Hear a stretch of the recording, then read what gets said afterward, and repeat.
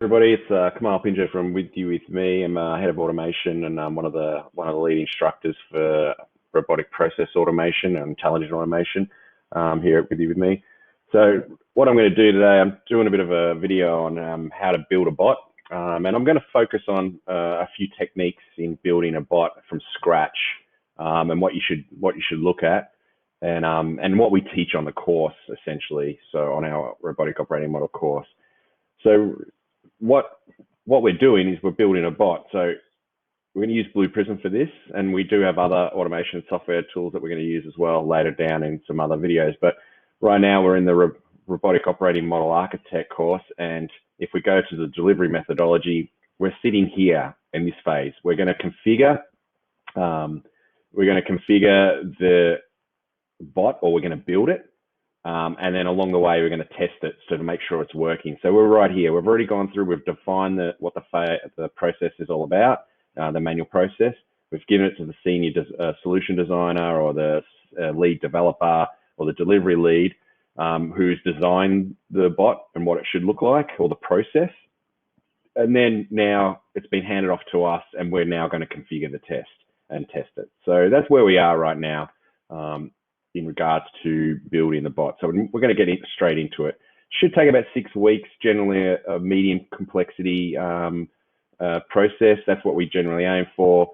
And the testing being 3 weeks and 1 week. So let's get straight into it. Let's decrease that. Okay. So what we're going to do is we are going to take some information that we have, and we're going to actually create a bot that uses some material or some what do you call it? Apologies, I'm just trying to find the virtual desktop. This is what I'm trying to find. So what we're going to do is we're going to automate this system. So I'm just going to run you through it quickly. Blue Prism being, or BP being the username. So this is a training order system that you're going to interact with. It's a window-based program, and the password was password. You know, as you can see, I'm doing this in manual process. I'm going to add a new order, and then I'm going to put, I'm going to put some orders. Oops, there you go. There's an exception, and then it's going to give me we're going to get 2 of those. We're going to do 1.2, cost center will be 101. And then we're going to submit this order. So it's basically taking in product order information, and then it spits out an order confirmation number with some text that we need to read, and we can hit continue. So what do we need to do? So if we go back again, this is what we're going to automate. We need to automate opening the training order system, signing into it, placing the order data in there, hitting read, and then hitting confirmation and reading the confirmation number. So that's pretty easy.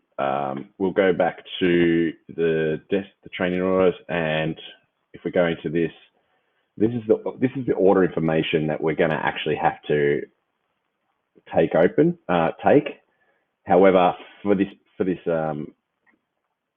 process, I'm not actually going to open this spreadsheet because we can go into that into another video. Here, I'm just going to go through the basic automation of starting it up and starting to automate an object, and then we're going to use a basic process to actually automate the whole object, or the placing an order using some hard-coded data.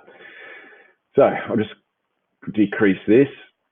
First thing, we obviously have to open Blue Prism, start Blue Prism up, which I've done. I'm going to go and create an object. So objects are what interact with the actual application. This is a Win32 application, so I know that for a fact. So we need an object to build an object to actually teach it how to interact with the Win32 or the training order system. So I'm just going to create a new object. I'm going to call it, I'll just call it Loom Video. Let's call it Loom Video for now, so we can find it. You can put a business object description in there if you want. It's not required, but it is best practice. Okay, so as you can see, I've created it down here. I'm just going to double click on it to open it up. And what we get now is an object. Oops. So what we've got is an object. And we're in the object studio. So we've got the first couple of pages, initialize, which is here. If we go to a template, and we do provide templates for you as well. If we go here, we can actually go to here, a business object template. Makes it easier, makes it faster. So you can see they've got some actions here already for you that you can use. Launch, launch and attach to a program. We can use a lot of these to do it. And the good thing about this is there's a trick to this, and I'll run you through the trick. I can just copy that into my own object. I can copy it, just normal pasting it. And then I can go into mine. I can go to my action stage and I can right click and paste it. And there it is. And I just move it to where I want it. Or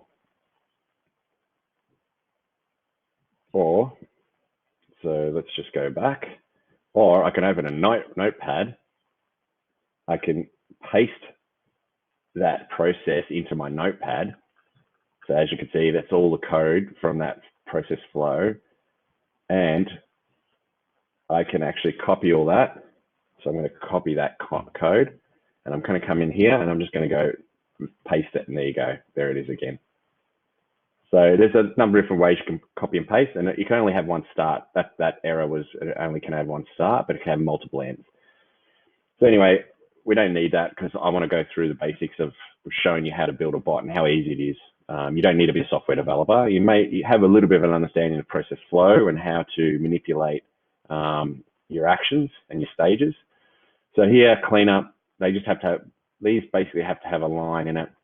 These have to have a line in it. If we go back to the template, initialize has global data points that you can refer to throughout this. So instead of having to constantly put new timing or timeout variables, you can actually go back and just put it in the initialize phase stage. So what we'll do is we'll close that down. Right now, we're going to do it step by step and show you, but the templates are there for your use. So what I'm going to do is I'm going to rename this and I'm going to put launch. Now here, there's no business logic. You don't have any business logic. You just literally, you're doing one function, and that is I want to launch this program. Okay, so I'm going to go up to here and I'm going to go launch, and it's going to go fail to launch, no target application information.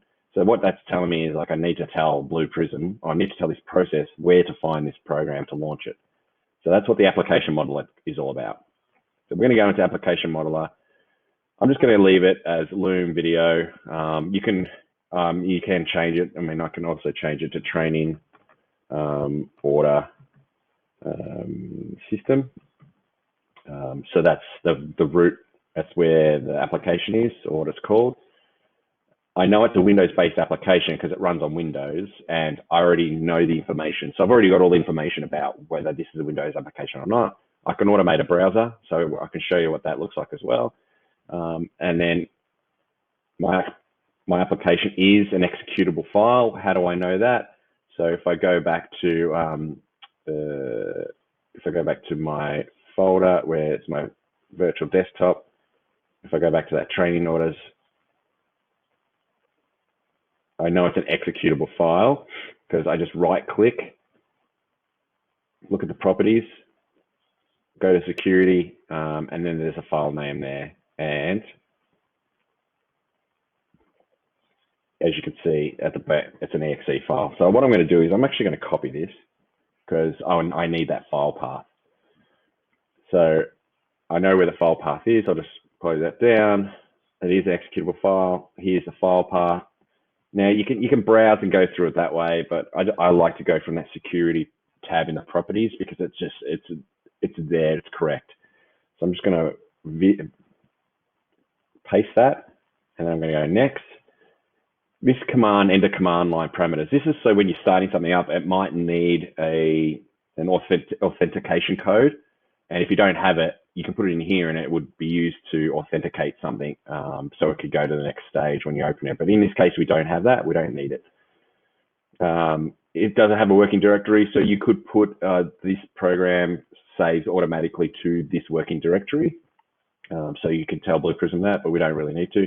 And then restrict non-invasive automation techniques. What that means is we're going to interact with this through the front end. So as a user would.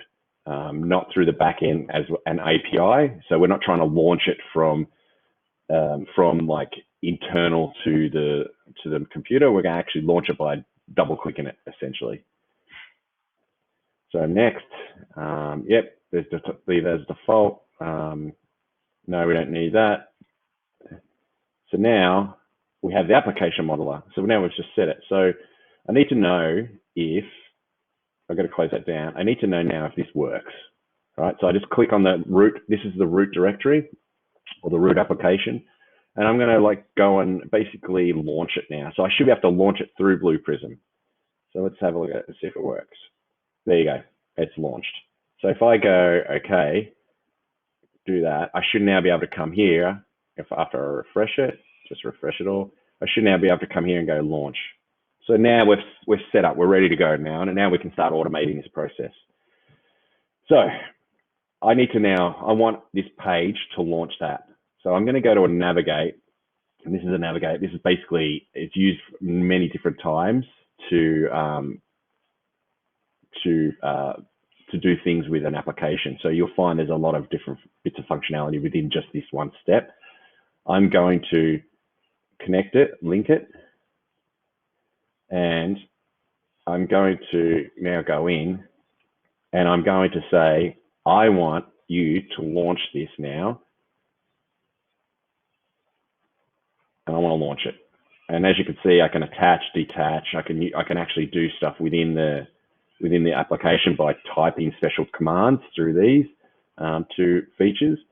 And I can hide all windows. I can launch it, which we're doing, or I can terminate it, which just terminates the application. And down here, you can see that because I'm going to launch this, it gives me sub menus, properties within it, like what we filled in. So the working directory, command line, the path, which we already have given it, so we don't need to give it again. But this is another way if you want to do something else, if you want to launch a couple of different applications. So right now I don't need a pause. I can actually, it's all I'm doing is launching. So let's just see how that goes. So I'm just going to hunt that down. I'm going to reset it. And then I'm going to play it. Beautiful. It's launched. But what I want to do is, because I'm making a change to this, I'm making actually a change to the program, which is I'm launching it. I need to put a wait stage in, right? So remember, Blue Prism, we're teaching it to do something, and it's not a very smart automation. It needs to be told everything what to do, and it needs to be told to wait, or it will just continue on to the next step. So I'm going to get a wait stage. I'm going to link it. So this is literally, I'm telling the bot to wait. But I've got nothing to link it here. I need it to tell it to wait for a condition. And the condition is, I want to wait for this window. So I'm going to have to spy that window. So I'm going to go back into Application Modeler. And this element, I'm going to call it a window. Now, best practice is what you're spying. So it's window, the type of thing you're spying. It is a sign-in window. Sign in, and I'm using a spine mode, and we'll get a Win32. So that's it. That's best practice. So now I know, because sometimes this can get quite large, and you could be spying browsers and other type applications that actually have use different spine modes. You might need to spy the window in Win32, and then the fields here, you might need to use HTML, depending on how the program is being built, but not all spine modes work for everything. So right now you can sort of see I've hit identify. I'm about to identify using Win32. If I hit the Alt button, I go through all the different spine modes. So right now, this is a Win32 application. That's all we're going to use. So right now, I just put my mouse over the actual window, and you can see that it's highlighted that. So I'm just going to go and select that, and it comes up with all the attributes. Now, Blue Prism, they say they have got they'll spy and provide the best attributes to identify that. It's not always the case, and we'll explain to you later about what that is. But they give you a fairly good understanding of the attributes that Blue Prism needs to be able to identify this. While we're here, I'm going to highlight this and see if it matches it. So now, as you can see, it is finding, as you can see, it's highlighting that. So that's good. Okay, so what I'm going to do now is I'm actually going to add underneath here, I'm going to add a child or a couple of children. So I'm going to add 2. Actually, no, I'm going to add 3 because I know I'm going to have to spy this field, and this button. So I might as well do that now while we're in there instead of going back and forth. So this one is going to be a field because I need to input data. I need to input, if I could spell, I need to input the username and password like we did before. So I'm just going to put field, and I'm going to put username or staff number, and then I'm going to put Win32 because that's best practice. I'm going to identify it. So I'm going to go spy it. Now see how I'm going all over everything and identifying it? That's what I want. So I'm going to select that, and it's come up with window text with a good amount of attributes. And we try and want to minimize the amount of attributes that we have because it sucks up a lot of memory and speed when you have too many attributes because it's trying to check them all. Right now, we just need to check 5. I'm going to show you something right now. What I'm going to do is I'm going to highlight it. Now, see how it's telling me I've got 2, it's highlighting 2. I'm going to have to add another attribute to this, and it's called ordinal, and we teach this in the course, but I'm going to have to do that. The reason being, it needs to identify where that attribute is. So I'm going to highlight it. Now, it's found it, and it knows that that's a staff number, so that's good. However, if someone had left the program open and the bot was going to do something, or there was some stuff in there, like something in the field, if I go to try and highlight it, it's not going to highlight it. Why? Because this attribute here, it's actually looking for nothing. It's looking for no text where there's text now in there. So if I remove this window text, I can now highlight it, and it will highlight it. So no matter what's in there, all I want to know is I want you to identify that is the field I want to go to. And you'll see later as well when we go through it that it will just copy over. It's like anything more, it just goes in and then it will put something else in there. So that also works if I had BP and I want to identify that again. Let's say I had this, I'm going to go yes, I'm going to highlight this again. So I'll spy it. The attributes are here. You can see window text. Now it's got a value of BP in there. So if I go highlight, it's going to find it. But if I removed it and try to highlight it, it won't find it. So what I want to do is I want to get rid of that text. And even if I have BP in there, even if I remove it, I can just highlight it now. It's got that same problem because we respied it. So we're just going to have to come down. It's a very easy fix, ordinal. And if you hit this up here, it just sorts it out so you can see them all. I'm going to highlight it. There you go, highlight staff number. So let's just quickly run through. Good way to do is just copy because it's still it's a field. I'm just going to put password. Oops. Password.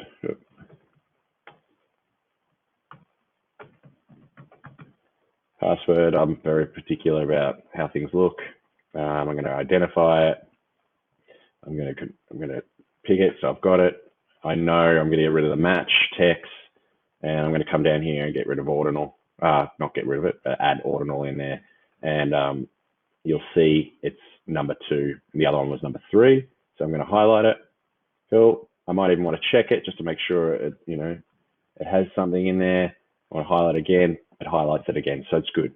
We're going to get, I'm happy with that. I can apply so I don't lose it. Now my third one is going to be a button.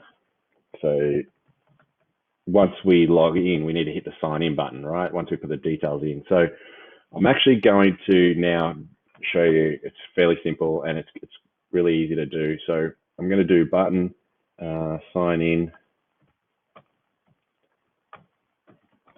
And then it's going to be Win32 again.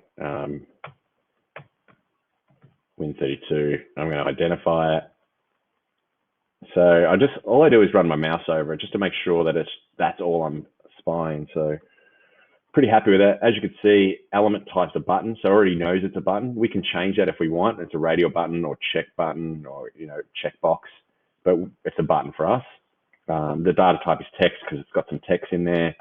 And then here is the window text here. So the good thing about it is that, and I'm just going to put ordinal as well. I'm going to put ordinal just so it knows where it is. But see the window text, which is this sign in here. I'm going to leave it because it helps identify that that's the button and it helps Blue Prism get to it. So that's not going to ever change. So that's good. So we'll just leave it that way. So I'm just going to highlight it and there you go. That highlights the sign in button. So that's great. So I'm going to apply.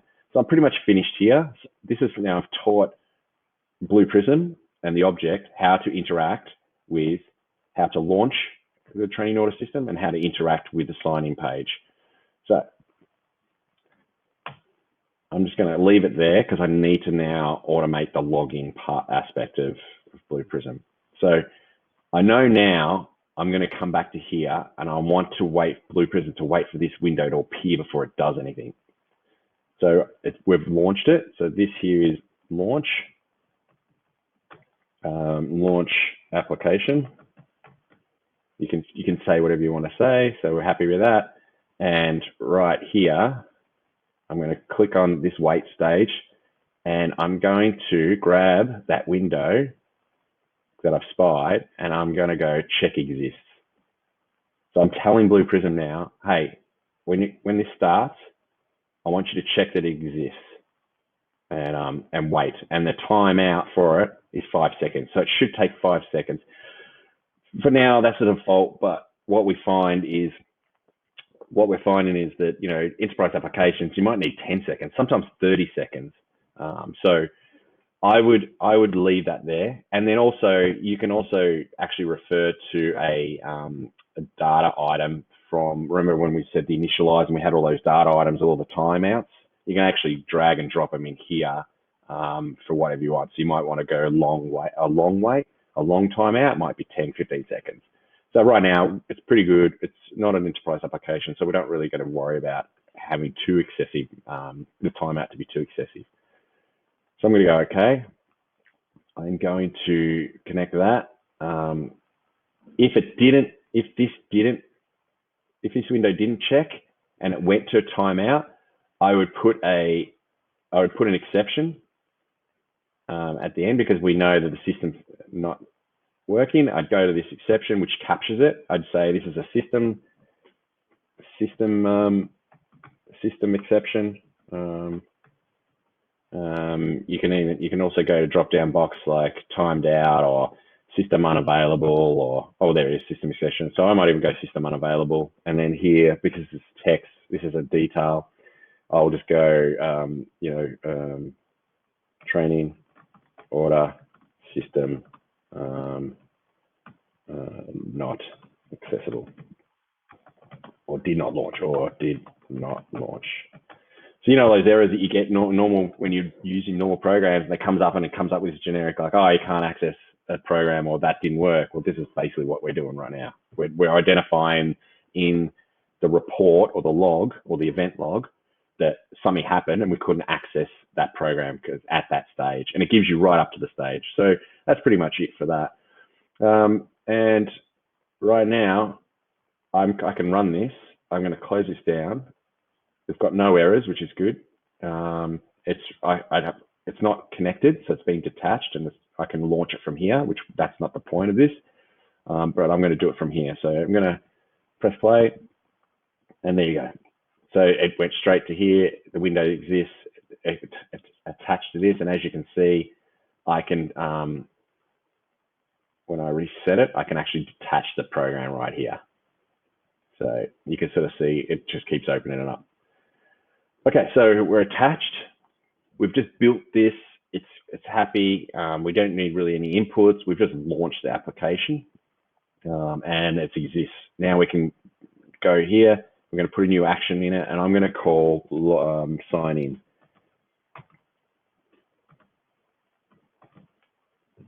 It's fairly simple. Like it does. Best practice, pardon me, when you do an object is to make it as simple and easy to follow as possible. You don't need to make this too complex.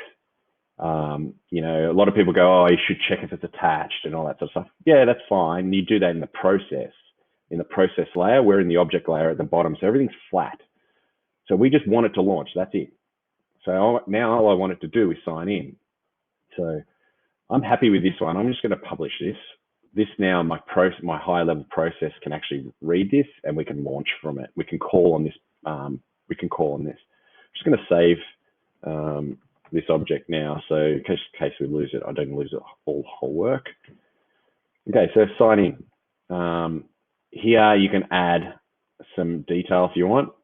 Preconditions. So if another developer comes along and wants to know what the preconditions are, or post conditions, or whatever happens, you know, post conditions is, you know, program will sign in and go to the Windows page, or, you know, this needs to occur before you go. So, and then you can publish a page as an action later on, or you can just go up here and publish. So it's a couple of different ways. So right now I want to write some stuff in here. I want to put staff number and password and then hit sign in. So right now I need to write, I'm going to write something. And what I want to do is I'm going to give it some time to do stuff in it, but I'm going to allow it to write. So what I need to do right now is, in order for it to write, so I'm going to write the field in staff. Sorry, the element is where I want to write it, to the field, the staff number, but I need a value to write, okay? So I can either go in here and create something, or I can actually have a data item, because maybe the staff number changes a lot. So I want a data item and to be able to sort of save stuff in there. So what I'm going to do is I'm going to put two data items, because I need 2 bits of information, and I need to get in here and add some data. So this one here, I'm going to say this is a staff number. I'm just going to call it SN. It's going to be a text. These are the data types. So there's 10 data types. It's going to be a text. My initial value, now this is the best thing, because we're testing. Remember, we're doing the delivery methodology. We're configuring or building it, and then we're testing it to make sure it works. And we keep going back around in circles until we build out the complete process and move to the next phase. So right now, my initial value is BP, because we know that that's the staff number we're working with. And when we run the process, the current value will then be BP, because that's what happens. I don't want to hide it from the rest of the object. I may need to use BP again somewhere in another one of the pages. So why hide it? And it will reset every time I run the page. So if I go to data type 2, this is going to be my password. So right now I'm in a password. So here I know it's a password, so this is good. So now when I put password, which is, it's encrypted. Okay, so that's the best thing. I don't need to hide it. And now I've got 2 data items that I could call from. So again, I go back into write, and now my staff number will go into my staff number field. And then I'm going to add another one, and now my password data type, so up here is Data Explorer, so all your data types in here. And then that's going to go into this element, and I'm going to go okay. And now, after I do that, I need to navigate. So what I want to do is, it's not necessary, but because Blue Prism is really quick and it goes really fast, and it can go really fast, sometimes it might put the data in here, and before the program actually identifies there's information here, it's already pressed sign in, and sometimes that might be too fast. So what I would generally do is you just can put a wait stage here, and you can just give it a 1 second time disable. So you basically time out if it's 1 second, and you can just connect it now. So it will give it at least a second to navigate, and then before you go and hit the navigate stage. Or you can put a pause, you can put anything in there, or you can put another step. It doesn't matter. But right now we're just asking it to stand for 1 second. So I'm going to go into navigate. Now I know the element, so application Explorer. And remember, these are the elements. Or that's the element, and this is the child, but this is the element we're using, the button. And because we're in the navigate, we're going to press sign in, and then that's it. Now, if I had a number of different actions under here to sign in, I would put a pause between each action. So if I was to write something using the navigate stage, using global send keys, events, or anything like that, I would actually put a pause of 0.2 seconds between each line. So if I added another couple of lines, each time the robot will do this, or the process will do this, action this, and then it will action this line, and then it will action this line. So I would want to put, say, a 0.2 second delay between each one of these lines so that the program can keep up. But right now I don't need to, so all I'm doing is pressing the button. So I'm just going to go press button, and that's it. So now I'm writing, getting the information from here, and then I'm going to press a button. So we know that this is already attached because it's got the detached now. So I'm going to reset, and I'm going to start from here.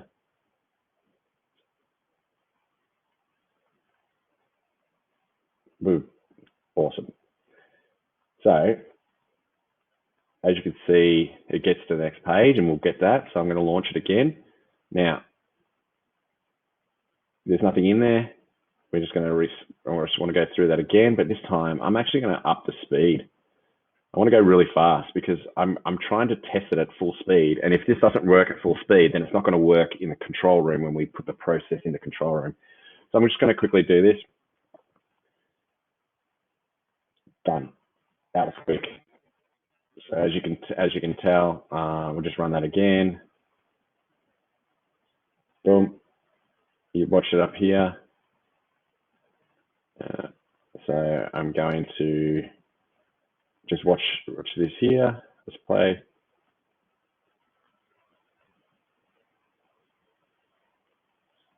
Oh, I've got to hit it again. So it's in, bang. It's really, sometimes you don't even see it. So that's good. So we're at that stage. I'm really happy with that, but I need to put probably another wait stage in. And you don't generally need that. I just like to just let the bot slow down a little bit. Not too many wait stages after a read or write, because you're just slowing things down for no point. It's just when you make changes, you want to at least have a bit of a slow down. So I need to put a wait stage in here. And the reason I need to put a wait stage in here is because I want to make sure that this comes up before I move to the next stage, which is adding a new order. So I'm going to go back to the application modeler, and I'll run through this quickly because this is, for the purpose of time. So I'm going to highlight there, and I'm going to add an element. And so right now, it's going to be window, options, win 32. I'm going to identify it. There it is. It's a window. Good. I want to match it. Again, this option's not going to change. So I'm going to leave it, and I'm pretty happy with it all. And then also I'm going to identify two more things, two children in it. The element. So this is going to be the option number. So it's going to be a field option number, win 32. I'm going to go identify, and there you go. That's what I want to identify. Remember, edit. Yep. so it's an editable, we can edit and it knows, which is good. So I want to go back. Yep, so that's window text. Remember, we want to take that off because remember, you're going to have to put something in there. And if you have to reuse that to say quit later on, and it has a 1 in there, well, you want it to replace it with a 3 so you can hit quit. So I'm pretty happy with that. Let's highlight it. Yep, good. All right, I'm going to put another one in. Oops, that's not the one I want to put in. Delete. I'm going to go back up to window and I'm going to add a child and it's going to be called button. Go win 32. So right, again, it's going to know that this is a button. That there's nothing else coming up. It's pretty straightforward. It knows it's a button. Okay. Again, Go's not going to change. And if it does, like if there's an update to a program and they change Go to submit or something like that, then yeah, this will break the process. But right now, this process won't break because that text shouldn't change. So we'll just highlight it. Yep, that finds it, which is good. We're going to apply that. And then that is it for those two. So we're pretty good. So I'm going to just go, okay, I'm going to put this wait stage in because I want to wait for it to condition. And I'm going to, just another trick, you don't need to always get rid of stuff. It just automatically moves. So I'm just going to go into the wait stage. I'm waiting for this window to exist. This is the option window, and I'm pretty happy with that. 5 seconds is good. And as you can see, a little node came up, and it's got weapons in this. Now, I'm not worrying too much about the layout, but generally you try and spread stuff out. You don't want it too crammed up. Just for the purpose of this video, I'm just trying to make it as small as possible so you guys everyone can see it at home. So right now, I can write the login, press the button to log in or to sign in, and now I'm going to wait for this window to appear before it moves to the next stage. So I need to launch again. There it is. So it's attached. We're happy with that. Just reset. I'm going to, and now it's weighted and it went down. So it did pretty good. So I did that at full speed, which is really pretty happy. So I'll slow this down so you actually can see it a bit better. So again, I'm going to reset and I'm going to launch it. And then I'm going to run this page.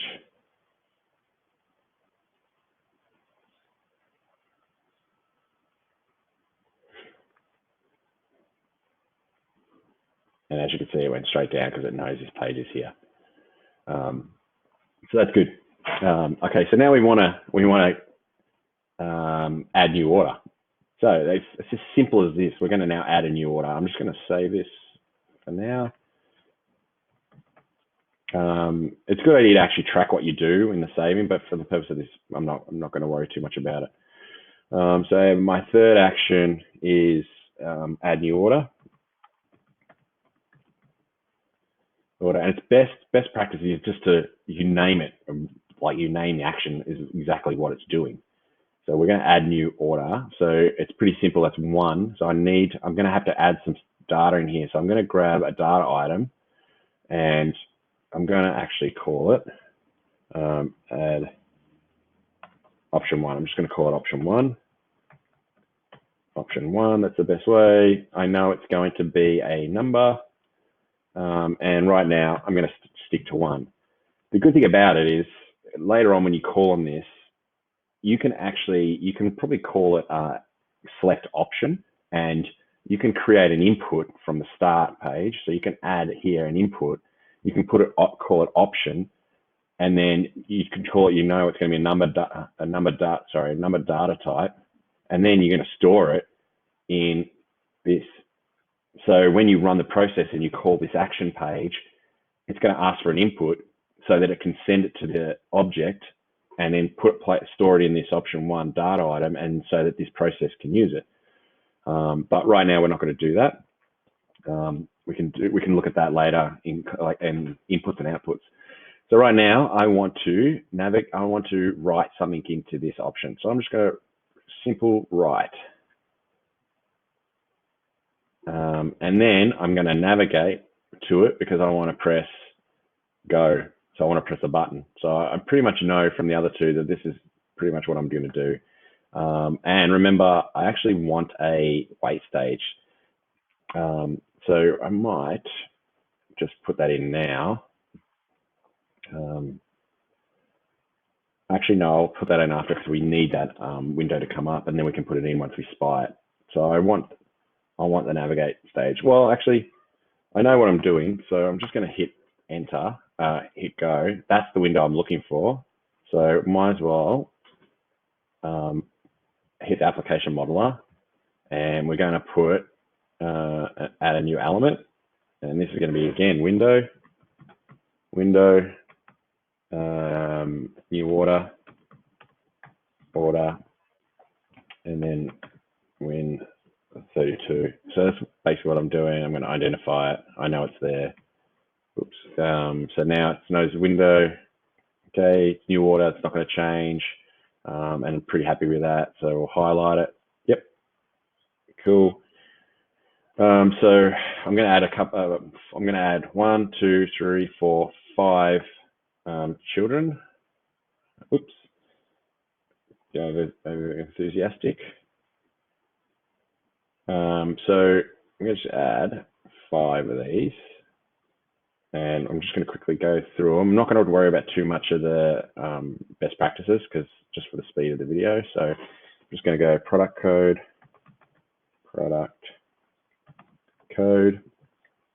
identify, and then I'm going to, again, get rid of that match, and I want to put ordinal. I need to put an ordinal one on there. Apply, highlight, there it goes. It highlighted it, which is good. So the next one will be number required. Number required, identify.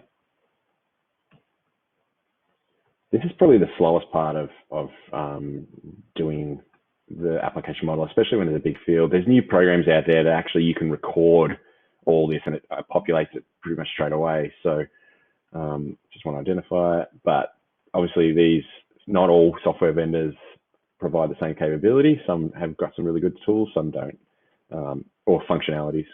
So this one is unit price. So I'm going to identify it. And make sure see, as it says, highlighted all of them because I didn't press. I'm going to get rid of that. And then I went down to ordinal, pardon me. So apply, highlight, there you go, unit price. Now cost center. I am going to cost center. Again, I'm not using best practices here, but just for the speed of what we're trying to do. So I'm going to identify cost center, and then I'm going to get rid of that because we're going to be putting multiple orders through down the track, which I know. And then I'm going to go highlight. Oh, see, there's a problem here. It's actually highlighting this here because they must have the same order number. So if we go here to ordinal, and if I go to this option window, it will probably have the same, two. So obviously it's trying to identify the same thing. So what I'm going to do is for this field, I'm going to actually go and put the XY coordinates of this so it knows it's only that one. I'm going to apply, and then I'm going to come back to the cost center, and then I'm going to highlight it again. So it's still highlighting it. So I'm going, all right, well, I don't like that. So I'm going to have to use these coordinates to make it better. Now it only highlights that one. So see what I mean by playing around with the attributes, you can actually really, really make it unique. So that's what you're trying to do. You're trying to make a unique element. So it's identifiable by Blue Prism because Blue Prism doesn't realize that anything more than what you're telling it. So if I do it again, there it is, highlight. The other one's not being highlighted. Okay, the last one is going to be the submit button. So submit. Just going to put that submit order. I'm going to keep going, and I'm going to identify, and I'm going to go cool. And then I'm going to go highlight. Yep, there it is. I don't really need to do anything. It knows the window text. Like I said, that's not going to change. So pretty happy. That's everything. Now I'm going to close this down. I've got to put, I know that we've done the option. I've spied this. So now I can actually put a wait stage in here. And I'm going to get rid of you. And again, remember, you can just put, I'm looking for this. This is the element I want to check. I want to check it exists before we move on. Again, not too worry about the timing because it will find it. And oops, sorry, that's wrong. I got to delete this one.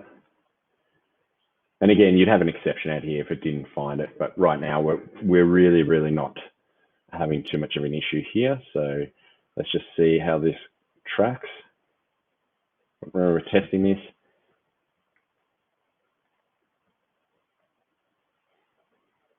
And I think I may have not hit go. So let me just see. I didn't even put anything in there. So the element is this one because I'm in the option. So field option number. And I want the button to be I want it to press the button. So it's going to go here, press, rookie error. So remember, the number's in already, so it shouldn't matter. It should just go straight in. So let's just play that again. There we go. And it found the window. So now we're in this one, which is great. So now we can actually add new order or submit new order. So I'm going to put a new order.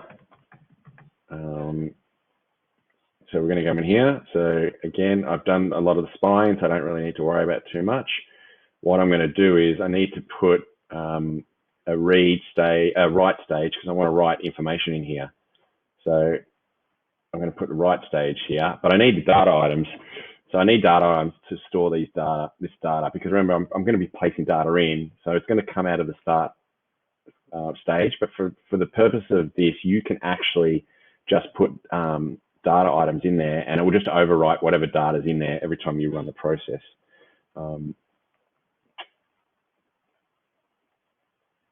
I just need 4 data items. So I'm just going to quickly do this product code.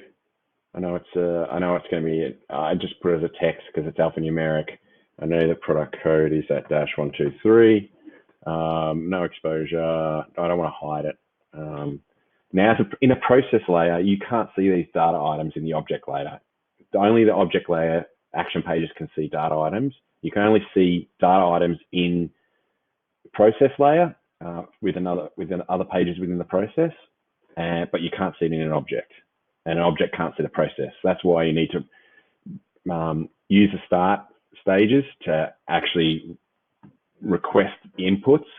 So when you call on this, it will say, hey, there's 2 inputs, and I'll show you when we get there. So the next data item is number required. Okay, this is going to be a number. I'm just going to put 3 for now. It gets changed. It will be changed every time you do it when it runs, so it doesn't really matter. This is going to be unit price. So right now, I know that's going to be a number, and we'll just put $1.2, or it's in dollars. Okay, cool, and then this will be cost center. And that's going to be number. So it's just one. That's just a code. Organizations have cost center codes, so it needs to know where to charge things to. So now we're good. They're there. I want to write all these into there. So what I'm going to do is add 1, 2, 3, 4. Yep, that's it. So I've got the product code goes first. I've got number required. I got unit price, and I'm going to delete that and do it again. Unit price. and then cost center. And that's the data. And now I'm going to go I want to put the product code in the element. I want to put the number required in the element, and that's unit price, and then cost center, and that's it. Done. So now I need to navigate to press submit order. So I'm going to connect these. And remember, we're going to wait for something to come up. So we're going to put a wait stage in there soon. So I'm just going to put a submit order. So that's going to be into there. And here I'm going to press the button. I'm happy with that, like we did before. Very straightforward. Now I want to see if it works. 2 errors, because the 2 errors are the timeout. In this one here, I don't have an exception off it. And there's a missing link also in a timeout, which we don't really care right now. Like, it doesn't really matter for us. We can come back and put the exceptions in later, but right now I just want to test that this is all working through the happy path. Okay. Oops, sorry. That actually, I just went to the add new order, which we're already in. So let's see if that works again. Nope, no current stage, so I've just got to reset. So here I go again. Did stuff up there. Okay. Now, right now, let's test if this page works. What we should see is all the orders from here. Beautiful. It hit the button. And did you see how there was a delay, a little bit of a delay before this read confirmation window came in? So I need to, there's a good reason why you put a wait stage in, because it takes a little bit of time to generate. You don't want it to continue on. So I'm gonna spy this now. Got to go back into application modeler, and I'm going to add an element, and I'm going to call it order confirmation. Order confirmation. I'm not going to worry about best practice again, because it's just to save time. I'm going to add an element, and I'm going to add another element, and this one is confirmation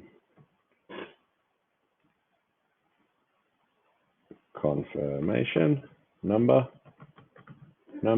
and this one is button.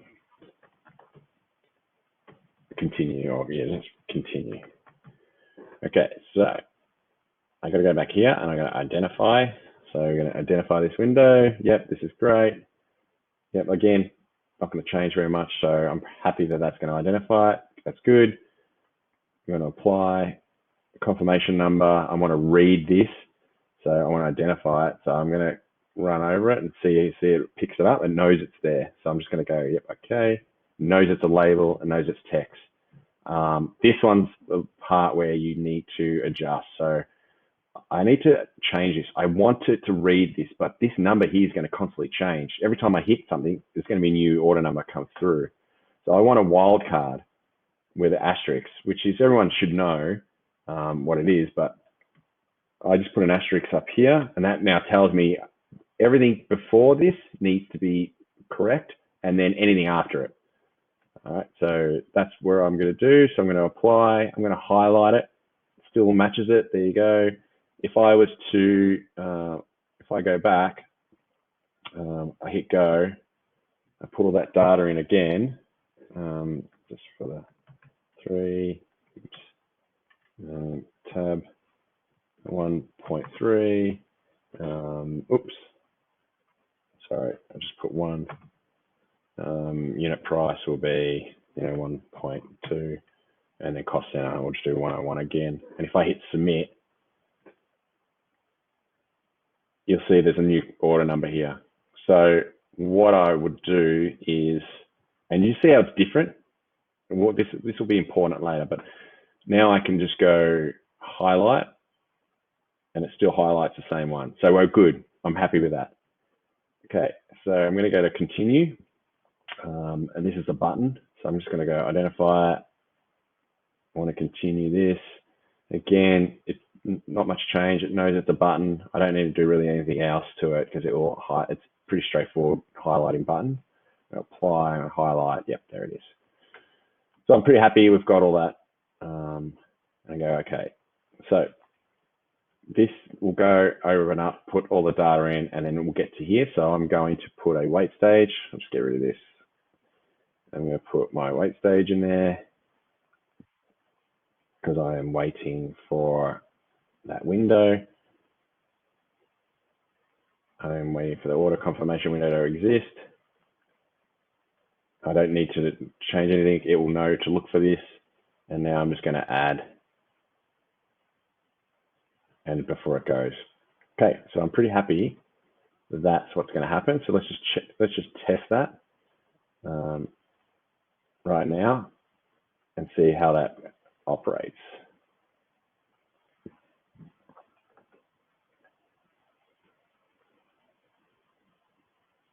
And see, it waited there until this order confirmation came up here. So which is good. I'm going to test that at full speed. So let's just do that again. And we'll just test it at full speed and just see how that goes. Oh, I'm going to reset. Now I'm going to test it at full speed. There you go. It worked perfectly. You didn't even see that, but it works. This is great. All right, we're going to leave this window open because I need to now read some stuff off here and test the reading part. So I'm going to go up here. I'm actually going to save this, and I'm just going to right now. I just want to read this. Save changes. New. So read confirmation. Read confirmation. Go yep. Okay. And right now I'm going to really. I'll just go a bit quicker because for the user time. So I'm going to read this. It's simple. This is how simple it is. I'm just going to bring the read stage in. I'm going to put a pointer to make it easier. I want to read the confirmation number because that's what we spied, and I want to get text. And then I want to store it. I want to store it in, and see how I just hit the button. I just hit this button. It already says value confirmation number. Yeah, cool. I'm happy with that as a data item because it's already created the data item there. So I'm going to go, okay. So there's a data item right next to the read. So let's just check if that actually works. And then I'm just going to read it. There you go. There's a number there. It read that. I'm going to slow this down. But we know it works really quick. So there you go. So I had no initial value. I just now the current value, which is what's stored in there, is that. So if I hit and reordered this, it would do the same thing again, and it would come up with a new number. But I don't want all this. I just want this number. So what I'm going to do is I know you should understand how many numbers are going to be there. So we knew there was 4 numbers and there's 3 numbers. So what I'm going to do is I want to trim this to a smaller number before I get rid of it to the process layer, before I put it in the output. So I'm just going to reset, and I'm going to put a calculation stage here. I'm going to put a calculation stage here, and I'm going to actually do a calculation, and I'll show you what I'm going to do is I'm actually going to do something with that. So I want to go into text, and I want to go right. So what this does is it tells me where's the text that you want to go right. Sorry, it goes, where's the text you want to go? So I'm going to go, well, I want to read this data point, and I want to move to the right 4 spaces. So up here, the expression is right value, confirmation number 4. We go, okay, cool. Well, let's test that. Let's validate it. The following error exists. Stage to store result in does not exist. Okay, cool. So I'm going to create a stage for where that goes. So I'm just going to call CN. I'm just going to call it CN, confirmation number. And I'm going to create that and see how it's created it. So that's great. Actually put the data types, and it shows you all the different data types and data and variables you have there. So we know this is a text, but I actually might want to change this to a number. So I'm going to go okay, and because I want it to be a number, so I'll just go into here, and I'm going to actually change this to a number. Okay, So what I'm going to do is I'm just going to go into here and I'm just going to put a just something silly, and then I want to put the 3 numbers. So there you go. So there's 3 numbers. I want to 4 numbers. I want to collect those 4 numbers. So I'm just going to go okay. So now I've got some data in there. So I'm going to go back into my calculation stage. I want to test. I want to evaluate this. Yep, the expression is valid. I want to actually evaluate it. So read the data item. So let's do that here actually. So this, and then I'm going to 1, 2, 3, 4. So what I should see when you test is 1, 2, 3, 4 here, because it's reading from the right. There you go. 1, 2, 3, 4. Cool. So that works. So I'm going to go okay. Okay. So it's going to store in there. So if we read this confirmation number, that's going to change to that one, and then the calculation stage is going to spit out just the number. So let's just try that again. There it is. And there's a 537, and that's awesome. So it's done. So that's that. It's read the confirmation number, but what we want to do is we need to press continue. So I want to put a navigate stage in here because we want to press. And we're going to call it press button. And then the continue button. And I'm going to press it, which is normal. And then here, I want the output. I need that number for the process layer. So I need, when the process calls on this action page to read the confirmation number, I need an output. So I'm going to add an output, and I'm going to put, I'll just call it confirmation. And I know it's going to be a number. Well, I'm going to call it a number, and I want to get the data. I want to get it from here. So where we're storing that the number, and there you go. So now when I call that action page, and I'll show you, it's going to, when I call this to do it, it's actually going to have that output for me to store on a process layer. So I don't have to keep going into the, because you don't open objects. The process layer calls on the object, but it doesn't ever open it like what we're seeing here. This is just, we're in the studio. So let's see if this works. We're going to read it. Boom, there's a confirmation number. Boom, done. So as you can see, that's there. If I go back, it goes back to the original, what I had here. So we can just get rid of that. We don't need it anymore. So I'm pretty happy with that. That's read confirmation number. So what I'm going to do is I'm going to publish this page. I'm going to publish this page, and we're going to create a process that just calls on all these pages, so we don't have to go one after the other like we do in here, because that's not the idea of automation. So I'm just going to save this now. So I've published all these, and they should now be seen from the process layer when I call on the object. So I'm just going to save this now. Test. Okay, I'm going to collapse it. I don't need that anymore. I save. I'm going to go to the process, and I'm going to create a process, and I'm just going to call it Loom Video Process. I'm just calling it that because it makes it easier. Don't need to add anything. There it is there. I'm going to do everything right now. So the main page. So if we go over here, you'll see you get access to these templates as well, advanced scenarios, and some processes actually look like this. So you've got access to templates in the course, which is great. You can use them. And this is a basic one that you would use for your application project. But right now we don't need to do it. I'm actually going to just build a basic template that puts all the action stages together. So here's an action. So what we want to do is we want to launch the program. So that's launch. We want to sign in. That's 2. We want to choose your option, add a new option. So that's 3. And we want to, what's the other one? And then we want to read the confirmation number. And that's it. So this is not best practice what I'm doing here. This is just for the purpose of this video. I'm just going to connect all these together. to show you that now we're in a process layer. It looks like the object layer, but it's not. We're just going to make it easier for us to just do it all, so we don't have to actually go into each page, like I said. So this one again, is I'm drawing on the Loom video, which is my Loom object, which is down here, because this is all the objects. I'm going to launch, simple as that.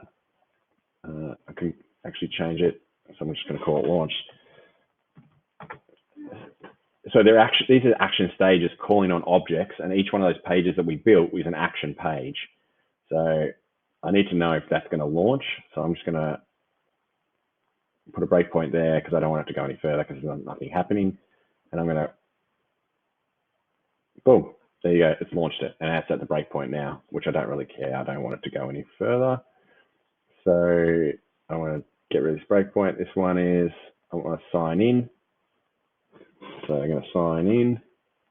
Now, if I had set up those in the startup, in the start stage, if I had to put inputs required, they'd come here. They'd tell me I need inputs. So I want to sign in, but because we've already got those inputs hard coded in the data items for now, I'm just not going to worry about having the data items here to call. So we know that's sign in. I'm not going to worry about trying to test it yet. New order, one, just call it.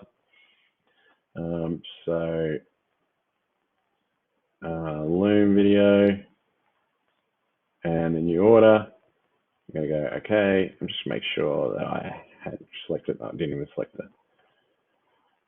So just come back.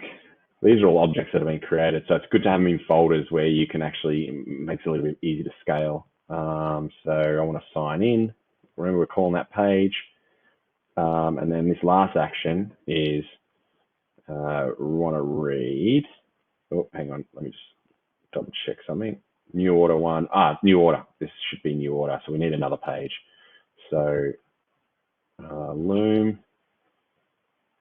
add order, or just put new order.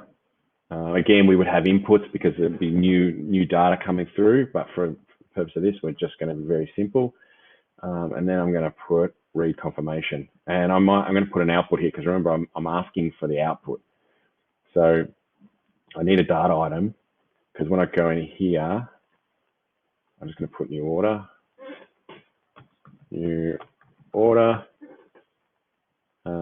So we know, and then here is confirmation number. We'll just call it, CN because we know it's a confirmation number. So again, L Loom read confirmation. Now, remember we put an output. We require an output. So there's that output that we created in this end stage. I need to put it in a data item. So confirmation, it automatically puts it in there and knows it's going to be a number because I've said that's what it is. So it automatically puts it under the number data type. I'm going to press OK. I don't need this one because I already created this here. So now we're going to see the order confirmation come from here. So let's see if this works.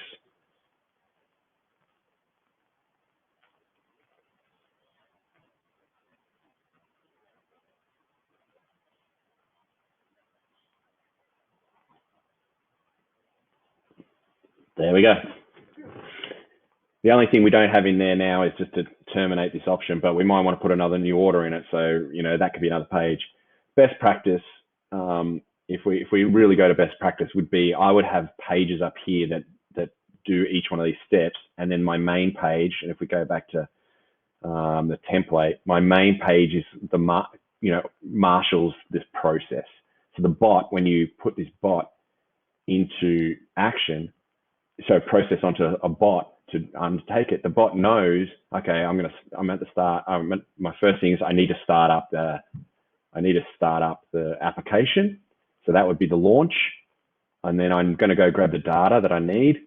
And then I'm going to go and store, and that data is I'm going to populate it into a work queue. And then I'm going to use that work queue to start processing all the data and adding to the new orders, adding a new order in. So that's pretty good. I'm pretty happy with that as a quick down and dirty. And now I'm going to show you, now that I'm happy with this, I'm going to save it. Usually, you would put ready for publish. I'd go into my main page information.